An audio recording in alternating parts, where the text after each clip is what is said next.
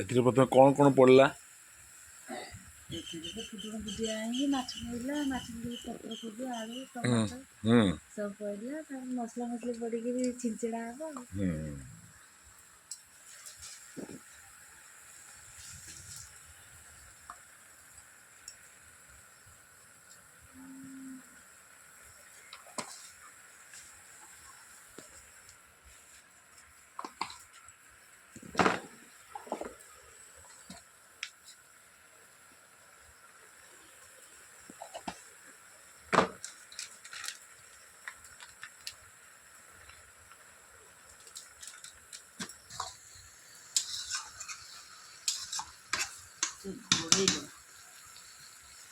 ତାପରେ ଏବେ ଟିକେ ଘୋଡ଼େଇ ଦେବା ନା କ'ଣ?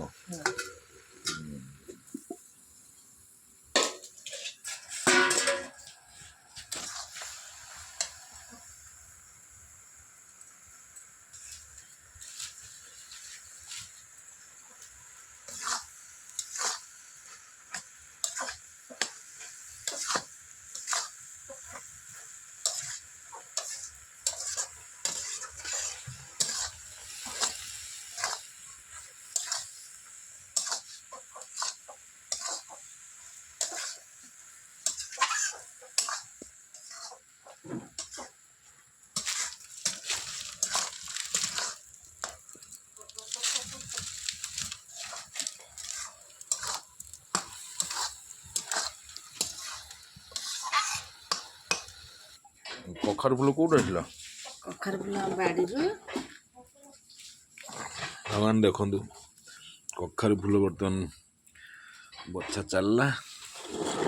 କଖାରୁ ବି ଗୋଟେ ଆଇଟମ୍ ଆଜି ଆମର ହବ। କଖାରୁ ଫୁଲ ସଜନା ଶାଗ ଭଜା। କଖାରୁ ଫୁଲ ସଜନା ଶାଗ ଭଜା ହବ। ହଉ ସଜନା ଶାଗ ବୋଉ ଆଣନ୍ତି ଯାହା ହଉ ବାଡ଼ିରୁ, ଆଣିଲେ ଭଜା ହବ। ମୁଁ ବାଛି ଦେଉଛି, ବାଛି ସାରିଲା ପରେ କଖାରୁ ଫୁଲ ସଜନା ଶାଗ ଭଜା ହବ ଆଉ।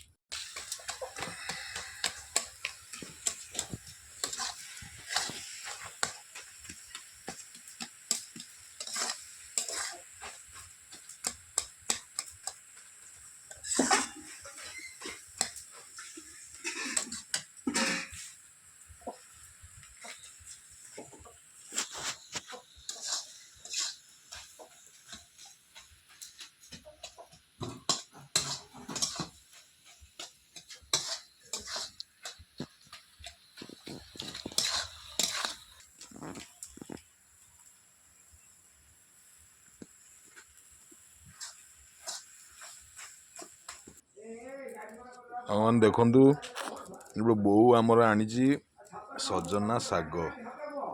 ଦେଖନ୍ତୁ ବୋଉ କୋଉଠୁ ଆଣିଲୁ? ଗଛରୁ ଆଣିଲି। ଓହୋ, ଦେଖନ୍ତୁ ସାଙ୍ଗମାନେ, ଇଏ ହେଉଛି ଫ୍ରେଶ୍ ସଜନା ଶାଗ। ଆଜି ସଜନା ଶାଗଟି ମଧ୍ୟ ହବ। ଦେଖନ୍ତୁ, କୋବି ଛିଞ୍ଚେଡ଼ା, ସଜନା ଶାଗ, ନାଉ ଫୁଲ। ଆଜି ସକାଳ ଖାଇବାଟା ପୁରା ମଜା ହବ। ଆପଣମାନେ ଦେଖନ୍ତୁ ଏବଂ ଏ ଭିଡ଼ିଓର ବି ମଜା ନିଅନ୍ତୁ। ଦେଖନ୍ତୁ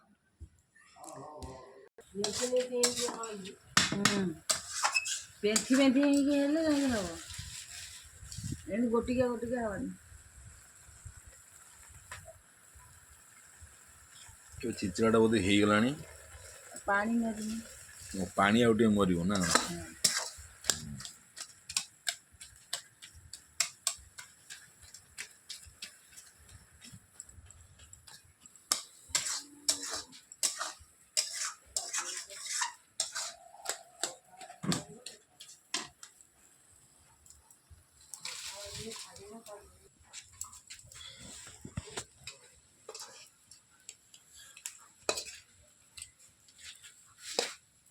ଏବେ ସାଙ୍ଗମାନେ ଦେଖନ୍ତୁ, ଛିଞ୍ଚେଡ଼ା ପ୍ରସ୍ତୁତ ହେଇଗଲା।